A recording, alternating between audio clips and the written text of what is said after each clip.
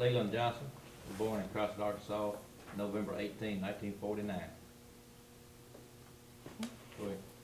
I'm Travis E. Lloyd Johnson. I was born about 5 miles north of Crossett, November 11, 1924. I don't know how I got mixed up and said my birthday was the 12th, but I did. That's all I'm supposed to say. I'm James Russell Johnson. I was born in Pine Hill, Arkansas, the April the 13th, 1938, and moved into the project when I was 2 years old. You want to start with your earliest memory? Well, about the earliest thing I remember is just going down to the big house, which was on Parker Ridge, and depending on the time of year, you know, if the water was down, you drove in. If the water was up, you may have to either call somebody to come get you in a boat, or you may have to, we swam it several times in the summertime. And then sometimes when we was in a truck, they'd put a piece of felt in front of the radiator and drive the truck across the water. As long as you keep moving, you're okay, but if you ever stop, you're in trouble. You're drowned out. Go. My first knowledge of being on the Ouachita River was when we lived at Lock 6. And I guess it was 1928. Dad worked there at Lock 6. And then the next memories I had, he moved and put a camp on the Ouachita River where Ken Short Cut leaves the river and goes into a slough we call Hebe. My dad put a camp there, and the El Dorado was on a boom, and he had live ducks, and he would put out ducks for these people to shoot ducks. He had an old house there for them to stay in, and somebody stole everything he had, so he moved it upriver just a couple of 300 yards on a little bay there. Never did lose anything else. But as we lived at Lock 6, it was 2 boats come upriver. One was a paddle wheel boat like you have a picture of, and as I remember, it was called the Ouachita.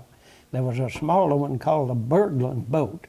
And what we liked about it, because it brought bananas, and the people on the ridge would buy a whole stalk of bananas. So to us kids, it was a banana boat. And that was at Lock 6, but then we moved up there on the river at Ken Short Cut. And the reason this slough, you go through Ken Short Cut into Hebe, that's H-E-B-E-E, was called Mr. Jimmy Conway had a boat named Hebe, and he brought people from Grandmere up to Dad's camp for Dad to take them duck hunting. And then in '34, I guess it was, the shotgun house was the first house we had, and I think Uncle Buford, my great Uncle Buford, built it, Buford Johnson. He was a carpenter. But the next house, Daddy moved to camp down on the slough, there, as we call Wildcat Lake, and moved into a 16 by 16 or 12 by 12 room that belonged to Gordon Edgar. And all these houses were on logs when we moved here. And the shotgun house was on logs, but this belonged to Gordon Edgar, and it was just a corrugated house. And Daddy sealed it inside, and then later in the years, he built a room on each end.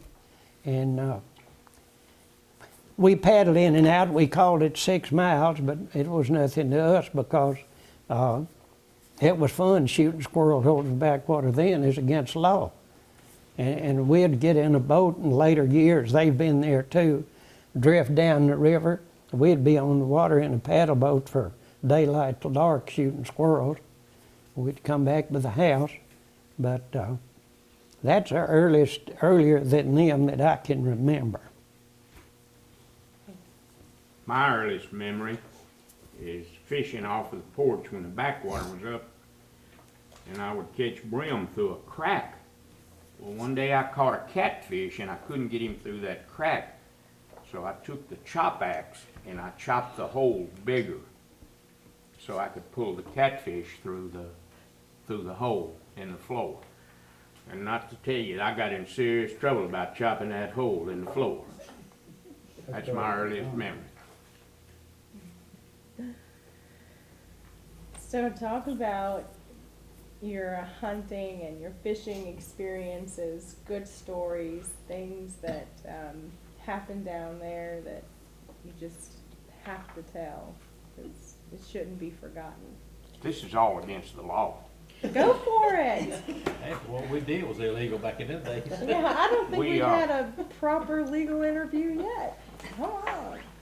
We roosted the ducks, and we would shoot ducks coming in on the roost, and then we'd pick them at night and then go to town and peddle them. And one time, Eloyd and myself and my dad was in what they call a squealer roost, and I had a little old single barrel shotgun, and it snapped about every third shot, and man, they was killing ducks. And I'd kill one, and then my gun would snap, and I told myself, I said, if I ever get out of here, I'm gonna buy me a shotgun, a pump. So I saved my money, and I bought a Model 12 20 gauge in about 1954, 53 or 54, and I paid $69 for that Model 12 gauge shotgun, and it would shoot 6 times, and I got in the duck business in good shape. At one time, how many houses did we have? 4? Daddy had the big house, he had the Buford shack, had a shotgun house, and 2 dog houses.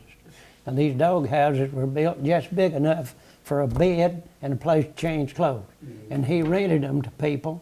We furnished clean sheets for them, and people would bring their own cover. And one of the most embarrassing situations to my dad, a fella come down there with his family, and a bunch of them was going to stay for a week. And they got up the next morning to leave, and Daddy says, "What's the trouble?" And the fella says, "Well, there's bed bugs."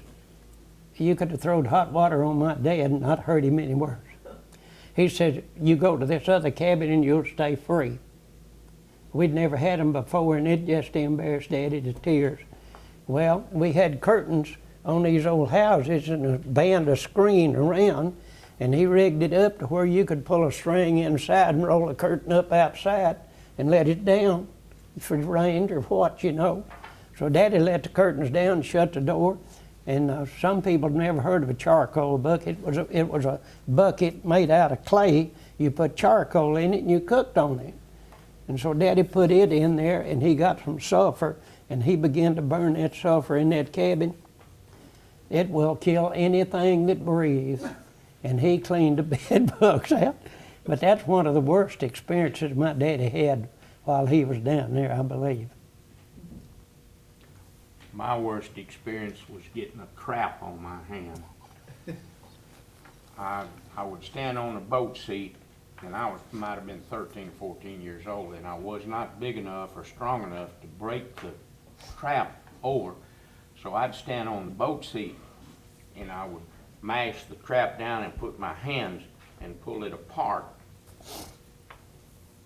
My foot slipped off, and I had that trap on my hand, and I was screaming and hollering, and I left the boat, which was a bad mistake. I might have drowned, but Daddy heard me, and he met me coming out, and he got the trap off, and we had several elderly ladies that fished with us, and they all come to the house because they said they thought a bear had that baby.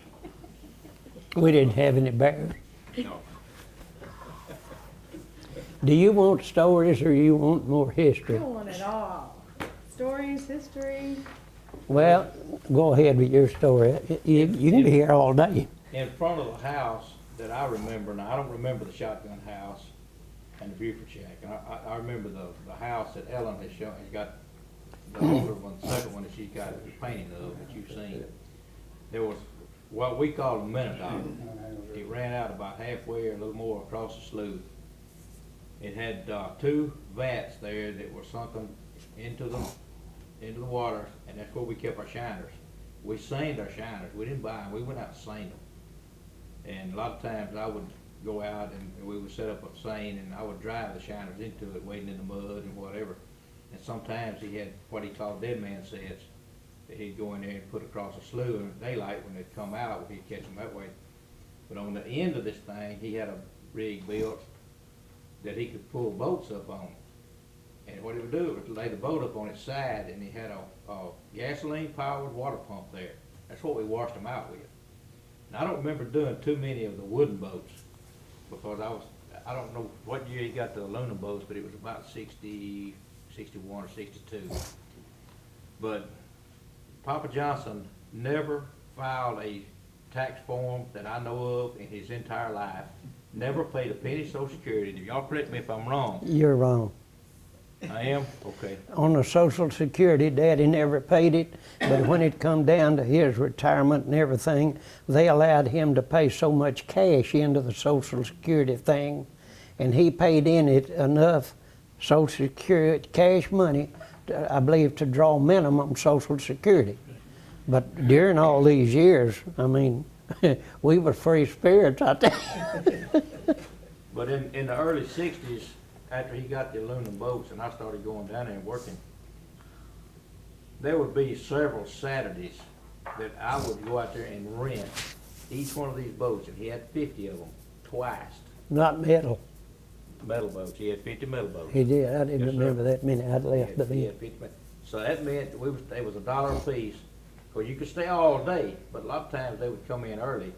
We'd wash the boat out and rent it again a lot of times. But a lot of Saturdays we'd take in $100. And he didn't file sales tax or any of that I know of. We had customers that come from Camden, Arkansas. We had one black gentleman named Mac. That when he came, he always got a free boat, because when he came, he would have 5 or 6 more people that would rent boats. And so he would rent, they would end up getting 6 or 7 boats. And we give him his free because he was there every Saturday when the roads got good enough to come in. Never failed, and he always had a carload. And they caught fish. I mean, I don't know how it would compare now, but it's unbelievable the fish that they caught back in those days. We had 2 ladies that come down, and they always rented a 12-foot boat, and they probably weighed 350 pounds apiece. There'd be about that much gum sticking out. But they would paddle out there and tie up to a stump, and I don't believe I ever saw a day they didn't come back with 100 brim. I mean, they worked on them. But as far as the hunting's concerned, I don't know if we even knew what the game laws were. But there was 2 stumps in the yard, if I remember right. Uncle Lloyd, you and James Russell correct me now. There was 2 stumps in the yard. If the game warden came up in the daytime, there would be a 5-gallon bucket on top of one of those stumps. If you come around the corner and there was a bucket on that stump and you was over the limit, you didn't go to the bank. And if at night, if you was out, there'd be a lantern on top of one of those stumps. Now, somebody told me the other day, and I can't remember who it was, that he was talking about them blowing a horn, an old seashell horn. You remember that one? Y'all remember the horn? It was He had he did. It was a conch shell. Conch You've shell. seen them probably. Okay, now, and if you heard that, that was before I can remember. But if you heard that, that meant a game warden was around. But Joe Hollins was telling me that. Tell them about them burning the duck blind if they want a story. Tell him about, Burn. we had an aunt, my daddy's sister-in-law. Her name was Allie, and Ms. Bozeman. Well, one night, they started gathering up stuff, and Daddy said, "What are y'all gonna do with that coal oil?" I said, "You just don't worry about the coal oil." So they cut in the boat that morning before daylight, and they took off. And Daddy said about daylight, he saw the biggest ball of smoke and fire. And what them 2 old women had done, these guys from El Dorado had been duck hunting, and they told them, said, "We're here duck hunting, you old ladies gonna have to move, or you're liable to get shot." Well, it made them 2 old ladies mad, so they burnt that duck blind the next day. And another time, back in the old days, there was a size limit on bass. They would catch the bass. If he was too small, and they had old purses, big old purses, and they would put the fish in that purse. And the game warden they'd check their fish and everything, but they never would look in that purse because it was a personal item. And they'd have them, I don't know what kept them fish from spoiling, but they would have them old purses full of fish. Let me go back and start more with the way we lived instead of stories. We could keep you here till dark with stories. But Daddy put the camp there. It was all built on cypress logs. They say cypress won't rot. Cypress sap will, but a hard cypress, it's there. So he put them on cypress logs, and the backwater usually come up in February. That was before they built some of the bigger lakes, Ouachita and stuff. And one year it got 26 feet deep, how high the water come. That, I believe that was in 37. We were living in Alabama that year, me and my bud, after Mom died. But the water would come up in November, and we'd squirrel hunt over the backwater, and if coon season is still open, if it'd come up early enough, we'd paddle around